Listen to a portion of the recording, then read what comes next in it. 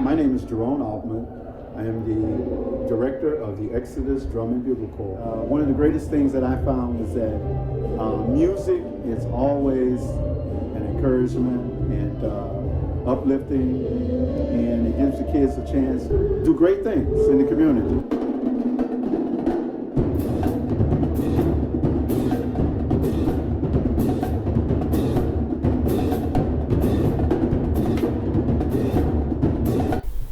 And so he came to the Park District where we all sit on the council to ask for our support. And who, you weren't there either, George? Okay, so I don't know what happened, but I will find out from her. But we do have a black. So let me just say. Okay. I'm glad to hear that. But so one of the components that they built into getting this marijuana legislation passed was to ensure that they would give money to certain areas, would be able to use those pots of money to open businesses or expand existing businesses. Okay. Okay. So in Springfield, I know they did it here, where they said, okay, you can find your business anywhere down the strip. You open that business, we don't need to seed money. Wow. And so that's what they're doing here in Chicago as well? They have all over Illinois, any place in Illinois. Wow. Yeah. So we need to apply for some seed money so we can do this program and have buy the equipment we need. But they have, so look up under the arts. The arts have grants for that as well, one. Okay. Okay. What you do is in the newspaper and media, but you also got money for the arts. Right. You should be able to tap into some funding under the arts. Okay. Okay. Now, there's a gentleman that I met doing Bible time, and so when it's time to get funding, it's always best to come down to Springfield before they start cutting the deal. They cut the deal right at the end, April, May, right before they get out. Okay. And people got that. So when they call it Labor Day, every entity in the state comes down to Springfield to get some kind of funding. Okay. And when they come down, they go from legislative to legislative. Like, add me in the budget. Add me in the budget. Okay. Add us in the budget. The bigger the group, the more money they get. Wow. We need to go to Springfield, y'all, and get some money so we can run this operation and get the equipment we need for the students. We can go, if we get the money for more equipment, we'll be able to go through Chicago communities and end up in Springfield talking about what's going on in these communities with our youth. And maybe we can develop an interest from them in terms of being able to tell their stories through media, being able to tell their stories through the television programs. Now, let me suggest this too, Rhonda, because they have violence prevention money. The more kids you got working and stuff, doesn't that prevent violence? Yes. Yes. So, wouldn't that qualify you for money? Yes. And if you're teaching them how to work equipment and stuff, it's a training as well. Yes. You have to learn to be interested in trying these crafts they got back, so you can definitely apply through DHS for violence prevention using the media. Okay. You can, so that's one way. You could go through Denver.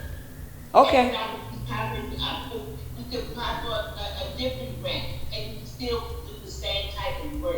You can get money for what you're doing. Okay. Oh, time to say, we're gonna have to talk. And I'm so glad you're telling us about all of this. And trust me, it's not going in my ear and out the other.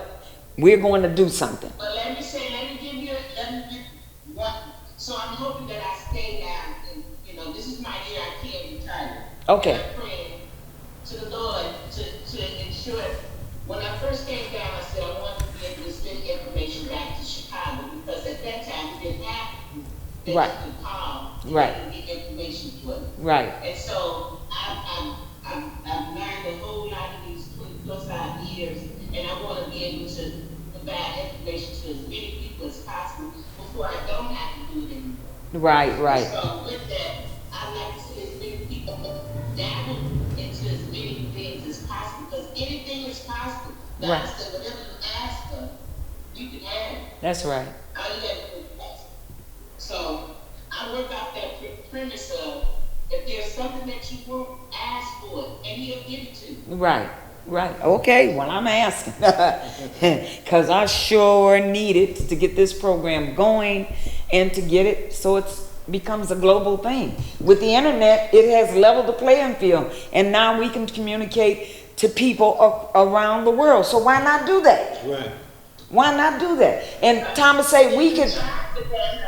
You can charge with that, so let's make it happen. Let's make it happen. So, you know, I'm good at networking, and so there are other entities that along this way, you'll certainly be able to meet.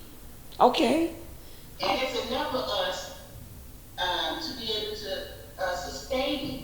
Right. You know, I'm curious of why you don't have, you know, you ain't calling a legislator and got 2 or 3 of them on your television program, because they all need the coverage. Okay, okay. So then let me work with you as I did before to identify those that would be receptive to an invitation to a television program. They don't have to get, listen, any politician. And between businesses that need marketing as well as politicians, as well as community organizations, you can tailor what you do for everybody, either for business, for non-profit, and for Community. You guys are format, and you can get paid for it too. You know what I'm saying? Yes. And it's just a matter of developing a team and coming up with a strong plan to get out there. All right. Especially during political season. Sandra, you are our political guru, so you're going to have to be on this team as we develop this process to go and get these folks to come and work with us with violence prevention, the youth, the whole bit. Can I get a commitment from you to help us? Miss Sandra. I'm sorry, Mom.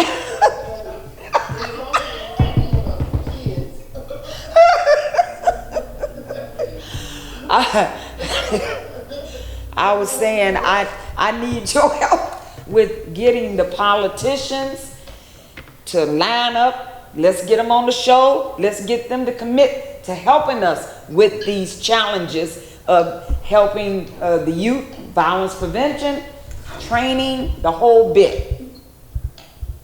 Oh, sure. I'll help out in this whatever way I can. Okay, there you go. And now we also have one of our reporters on, that Brian Vickers just joined us. And Brian works with people that are wrongfully convicted. And to this morning, he had me on his show, and we talked to the psychiatrist. Was he a psychiatrist or a psychologist?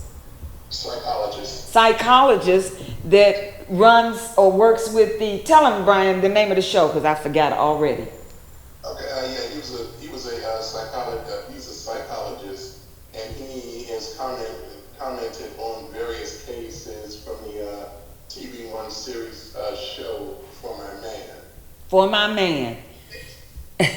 And we had him on. What's the name of the agency you work with? I have my own agency that I'm still working on to try and get off the ground. It's called Operation Freedom. And what I have done, I have worked with various inmates. I have written articles about inmates. I have advocated for them and whatever that I could with the politically and even publicly. I've written articles and so forth. Now, have you heard of this? Now, this year, and I'm glad that you're doing that.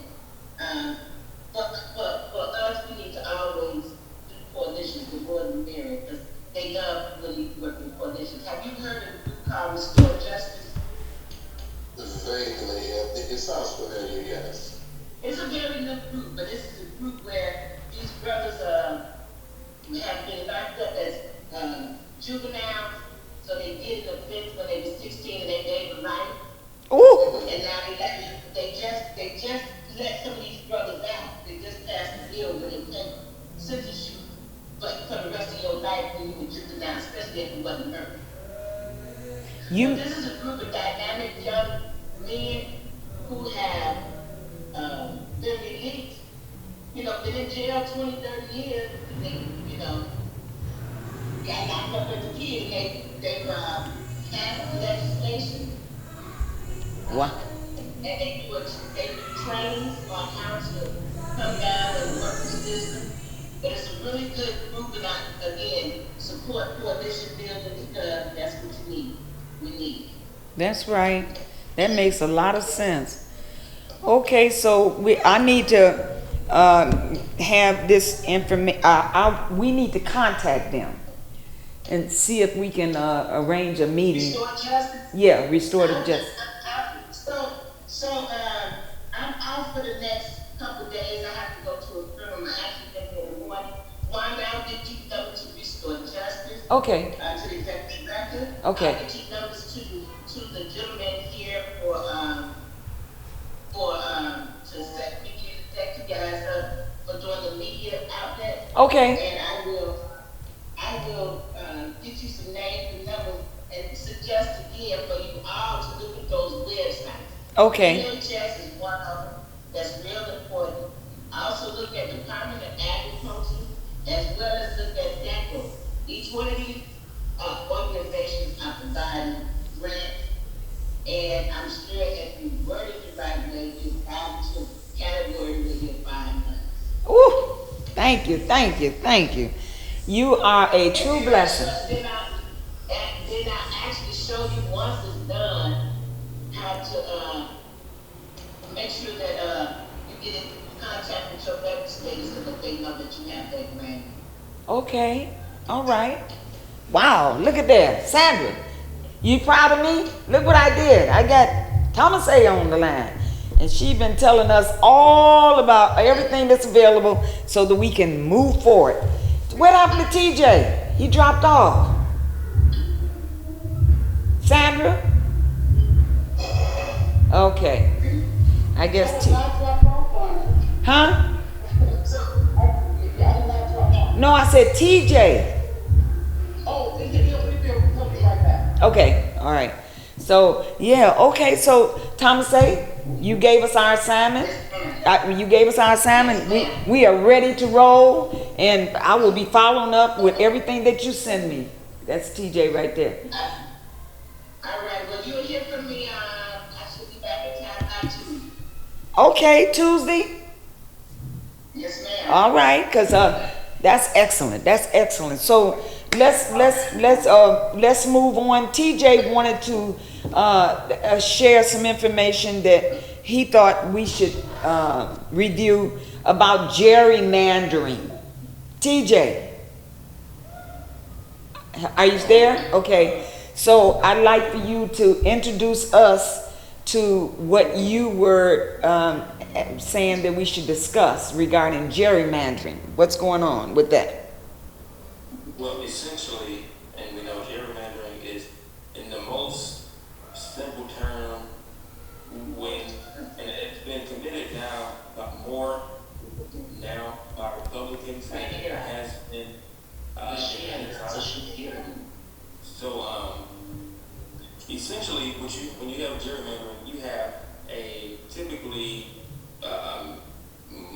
much larger majority, so red states, or in a lot of cases blue states as well, creating congressional districts which get redistricted every 10 years. Okay. So every 10 years, the state house, and what really they call it the state legislature votes redistrict. Of course, the state legislature can be sued for the redistricting if it's seen to be unfair, and depending on how high these cases go, they can even go to the Supreme Court like they did earlier this year, in which the Supreme Court has ruled in favor of people suing, I think it was the state of North Carolina, for their gerrymandering efforts, because they attempted to essentially and this is what they do, and they've done for a long time, to suppress the black vote. They put black people in most typically or commonly black cities into one large, typically obscure congressional district. Oh, so can you use Illinois as an example and tell us how they gerrymandered our districts? So Illinois has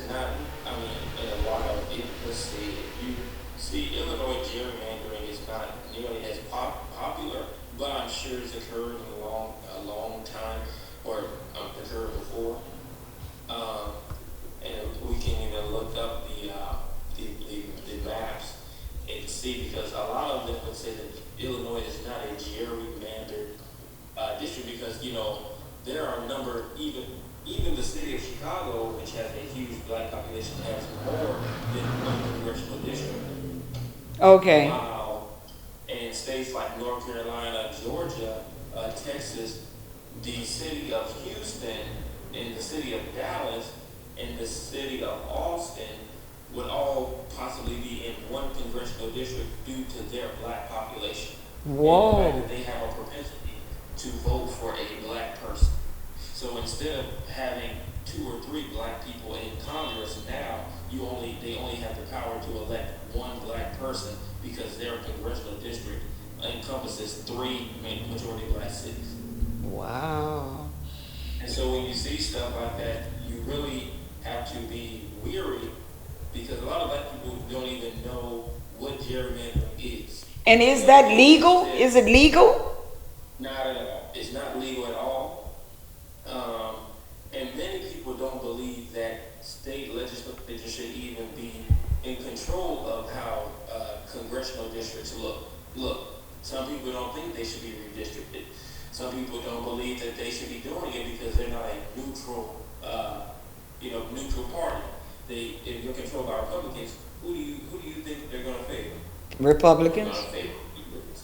And if Democrats are there, majority Democrats, they're going to favor Democrats. So Right. it's literally something that's supposed to be a bipartisan process that, and like many things in the Constitution of the United States of America, have been misconstrued, misinterpreted, misused, and abused. Wow. Comments from anybody? Questions?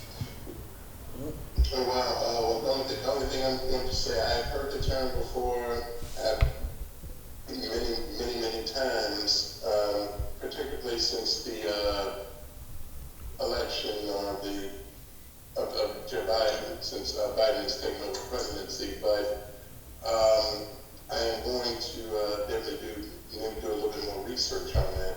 Yeah. On gerrymandering. I see that there are 10 states that are considered the most gerrymandered states. North Carolina, Maryland, Pennsylvania, West Virginia, Kentucky, Louisiana, Utah, Texas, Arkansas, and Ohio. Wow. They're considered to be the 10 most states that are gerrymandering their elections. That's deep. So what do they use to come up with the districting? Is it the census reports and things of that nature to decide what's black and brown communities, or how does that work for them splitting up the?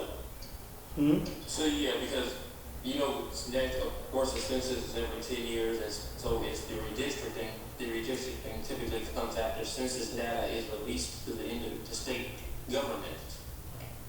And so when you see when that occurs, like let's say for instance the state of Alabama. Alabama was the state that the Supreme Court ruled their redistricting to be in violation of the Constitution. They say 1 in 4 voters in Alabama are black. There are 7 congressional districts in the state of Alabama. So when they try to put only one black people in only one district, which is the cities of Huntsville, Montgomery, Selma, and a bunch of other majority black cities, and the district stretches from the northern part of the state, the tip of the state at the top, to the tip of the state at the bottom. You know that there's some type of improvised actions taking place in their house to control or to keep Republican control. Wow. Interesting. Sandra, go ahead, TJ. And Democrats aren't off the hook because you see this happens in New York, this happens in California, Massachusetts, the New England, all throughout New England. It happens wherever there is this supermajority, like Illinois has a supermajority. I'm sure Democrats have gerrymandered in some way before. Oh, I'm sure. they've probably never put all these majority Republican cities into one, or counties into one congressional district, but they probably split up certain districts to influence certain election results. Oh, I'm sure they have. Illinois? Yes, sir, I'm sure they have. I can't prove it, but I'm sure. Sandra, give us some input. Well, I just wanted to share with you guys, if you actually go and look at the Marshall Project, and I thought about this when TJ was talking and Brian, because I actually wanted to researching some of this maybe a year or two ago. There's a lot of gerrymandering that goes on when it comes to the prison system.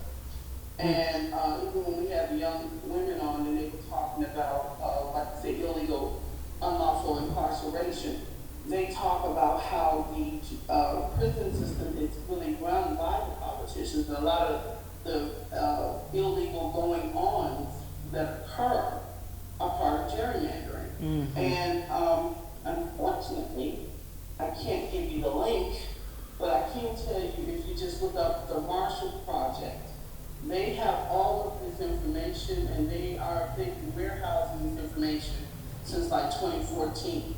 And they can give you articles that have been submitted by authoritative and accurate media sources, as well as information that's come out from these various state and local cities, where to show exactly where they're using the practice to make those kinds of determinations. And it's really sad, like CJ mentioned earlier, and Wanda, you hear me complain all the time, and so unfortunately so does TJ.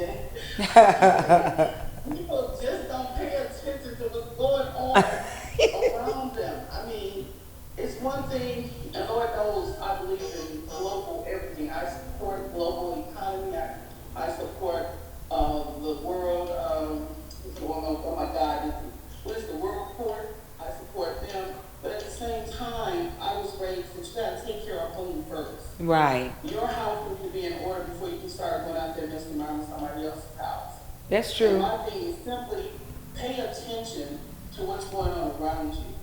And again, if it don't feel right, guess what? 9 times out of 10, it ain't right. Sometimes you gotta follow your gut.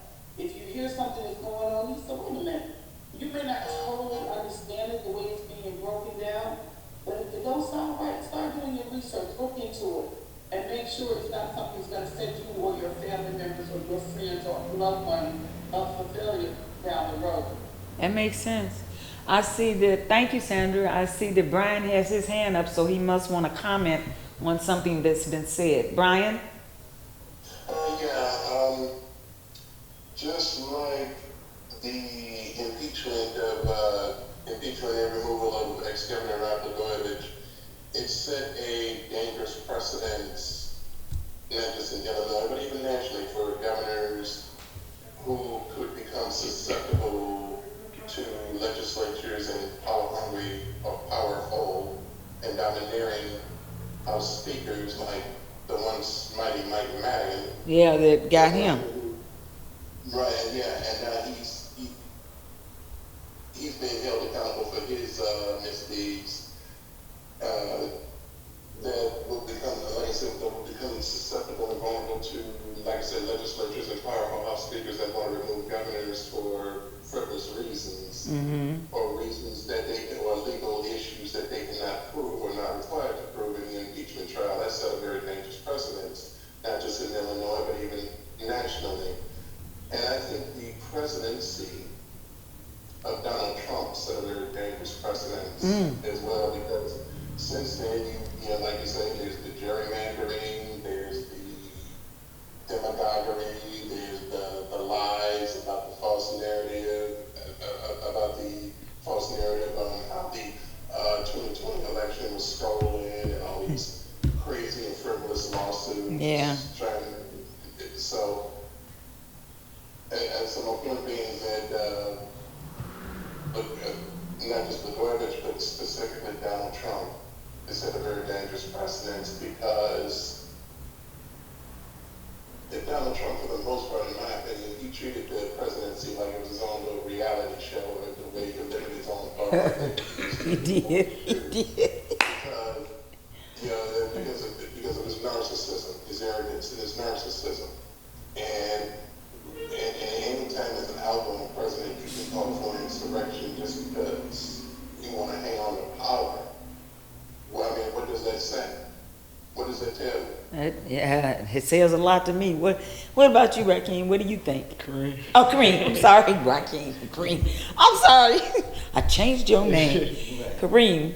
What about you? What do you think about this gerrymandering process? About what's going on around the country, really? I mean, because as TJ said, they're trying to make sure that any districts that where we are the majority, that they manipulate those districts to keep control over what's going on. From like my point of view, from like public health, it causes a lot of like increase in like health disparities in our communities by them being able to oversee the policies that go in our community. So I feel like it's terrible. So yeah. You're right. So okay, Thomas A, got any comments on this gerrymandering? Anything you'd like to add to what's been said already? Thomas A. Okay. So, well, folks, I don't know. Is there any solution to that process that we can recommend, that we can look into? I see Sandra's got her hands up. Go ahead, Sandra. Sandra.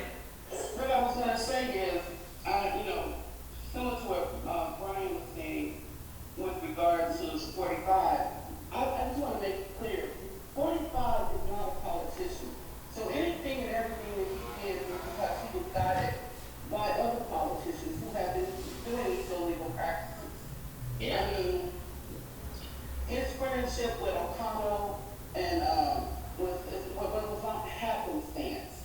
That was deliberate. I mean, he and his wife were awarded or rewarded handsomely for their participation, as had most people who worked with him. The process that we're talking about now, these things were going on and have been happening for decades. Yes, But ma'am. I think that blacks need to understand, the black community needs to understand is that you have to be involved. You do not have the luxury of sitting on their laurels or their asses and doing nothing.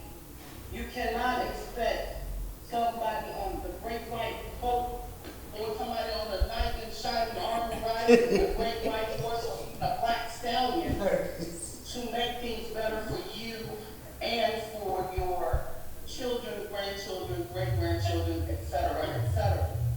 When we talk about narcissists, unfortunately, I kind of see a lot of narcissistic behavior, not only in politicians, but also in leaders, sometimes within the heads of the family. Many of them are saying, oh, I'm fine, I did my part. My thing to you is, if you're still breathing, you're still cognizant, you're still ambulatory, even if you're ambulatory with a scooter, you have not did your part. Your part doesn't end until you die, till you cease to exist.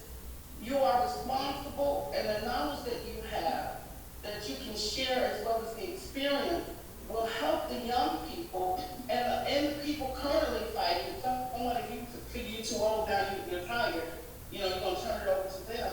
It will help them and others at your same age point be able to do something better and try to right some of the wrong.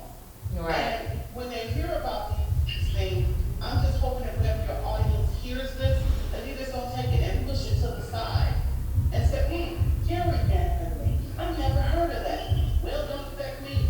Yes, it does. Yes, it like does. I said, from the redistricting of all the wards here in the city of Chicago, I've seen the ward map here in the city of Chicago is atrocious. And yet, years ago, when they first started this mess, there were always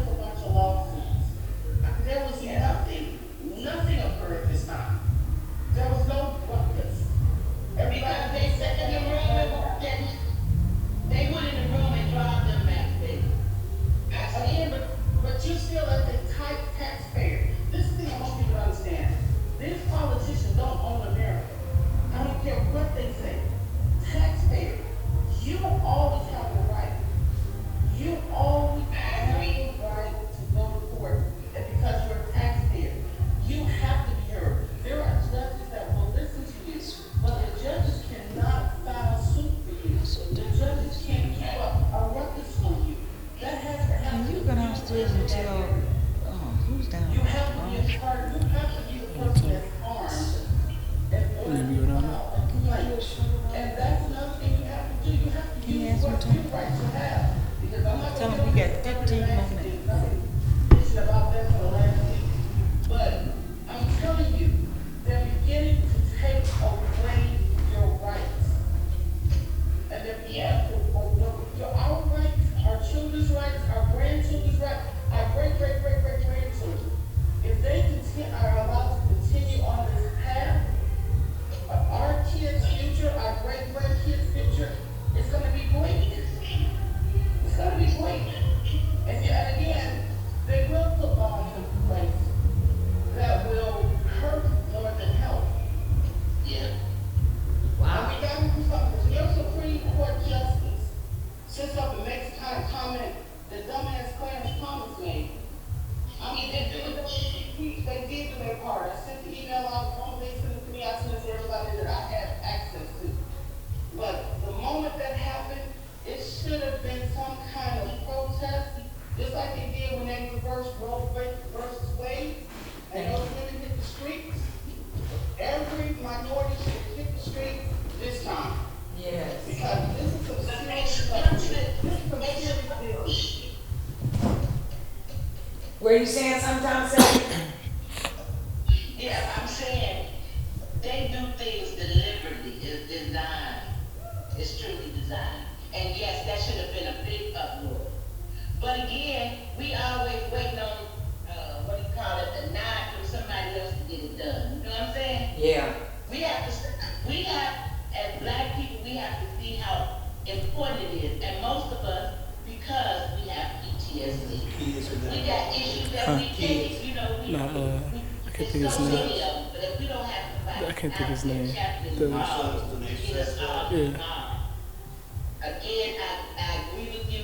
When they did affirmative action, it should have been a call out from every black person.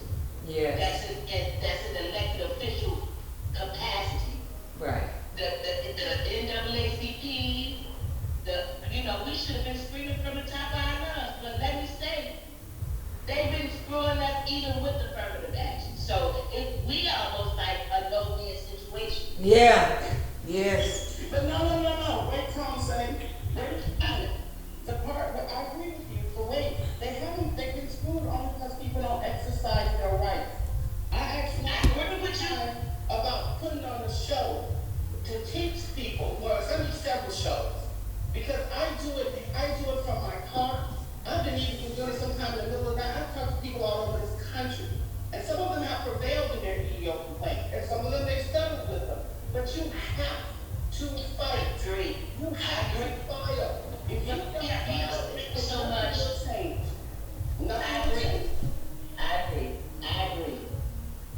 And I agree that we need to begin up to, well, that's why you have a platform like the television and the newspaper. Yeah. We got to get people on board to start rocking it, the more information, because they don't share information. Right. They don't share it enough. And that's the thing, it's not as urgent as it used to be. Yeah. That should have been something that was spread out from every church. That's right. And they shouldn't let that bean-head man in that position no way. Being in. TJ got his hand up. He want to comment. Go ahead, TJ. Well, I was thinking because looking at statistics, and statistically speaking, we as a people, as a black people, as a race, have got to be on one accord. Yes. When we talk about Clarence Thomas, we can't say much because if you look at the statistics, a huge number of black people supported him even in the light of the Anita Hill scandals. Support his ascension. Those were rich Republicans. Those were rich Republicans. Don't believe that. That was a lie. It wasn't Democrats and all the Chicago, we were because he was no Thurgood Marshall. He was no.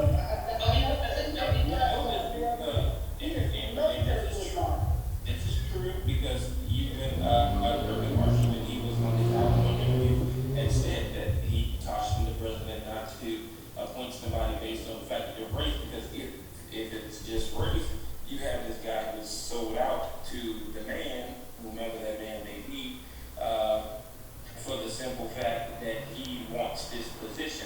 Now, he's not qualified. He's not qualified. He's not quantified. He's just existing.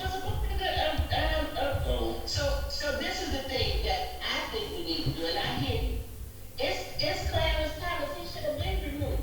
They never removed justice before, but he needs to be removed. But his participation in this resurrection, and they tried to keep it secret.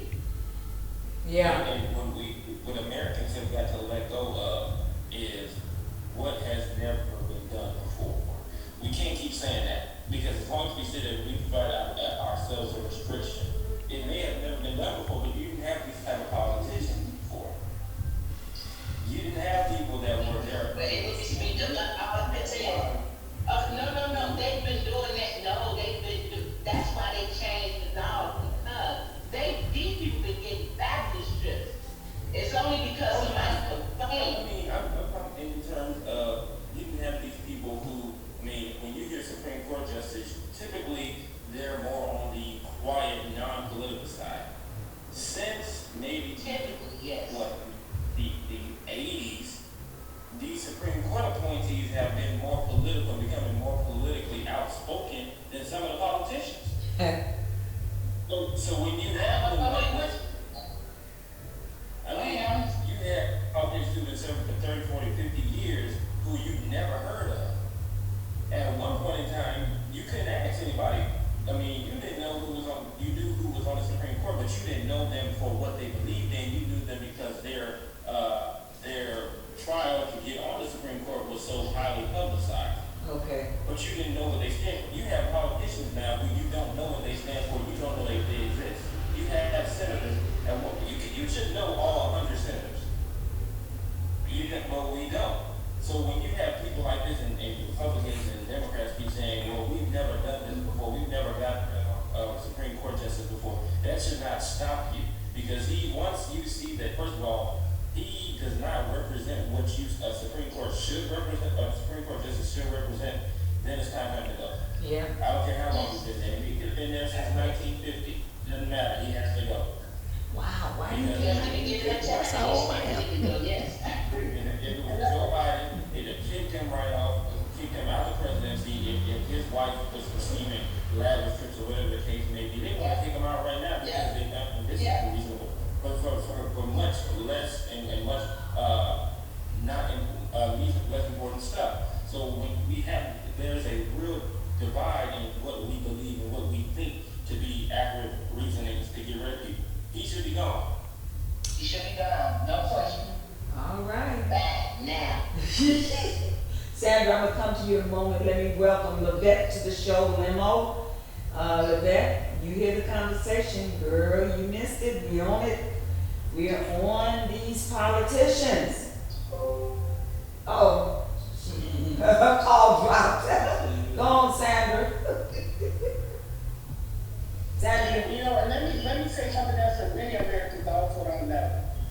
Anybody in the managerial, and I'm going to say manager because I can't speak for what supervisors do, but I can speak to what managers do, leaders do, and that are required in federal government. We all have to do our ethics training every year. Our ethics training is spelled out. It was spelled out to the letter of what you can and cannot take. And when I say leaders, that includes the general, the joint chief of staff, even the scientists have to take that same test. So does the court justice. And you also have to sign off once you've done that training that you have not participated in any of those activities that was in this training. And he just turned around and lied for several years and signed off that he had not when he knew full damn well he was. That right there was rules, and that was reason for removal, immediate removal. So when you hear those senators talking that BS, come on, we've never removed anybody before. You've never had anybody blatantly caught up like this who has signed. They made it where you had to sign it. Everybody used to have the courts before, and you still face to face. They put it on a computer automatically, and they know they can pull it up. They can pull up your training and pull up your signature. Mm-hmm. So there's nothing to really fight. He can't talk about this at all. This is just a lack of integrity at every freaking level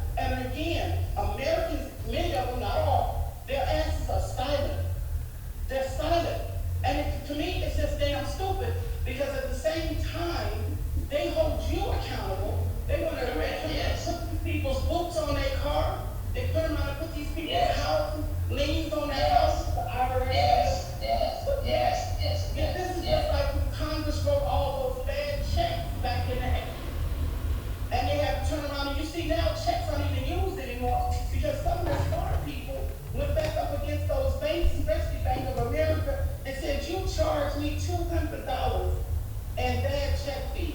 And you mean to tell me that my state rep, my U.S. congressman and my senator had bad checks for years, and you did not charge them? Ooh, that would be, I'd be ready to fight. Got away from the check because Congress as a whole had all those bad checks, and that was a lack of integrity. At some point, when did we start holding these people accountable for the integrity? I grew up under the premise that, hey, a leader, my leader, anybody's gonna need me. Anybody. I don't care who it is. They're gonna have to be at my level or better. Yes. And when you're not better than I am, as far as being integrity and having morals, and again, having a massive concern, I don't know that. But if you're gonna lead us, just like you want your pastor or your spiritual leader to guide you, that person can't be out there getting tipsy in the club. They can't be out there making it rain. And you get up and go on Saturday and Sunday and sit up there and hold them in high esteem. This is the same way it is. These people make laws for the nation. That's right. They make laws for the entire United States of America. They have to consider everybody. They need to be able to be trusted. Trusted. And with doing these kind of things, and he gets a no vote. Here's a no confidence vote and nothing else. So that would be grounds for his removal. I'm sorry, I just can't stand the craziness. And like I said, doing something like that, and he took there as a black man, he didn't understand diversity. If I had been near him, y'all would have had because I would have slapped fire from him. I promise you, he would have been still.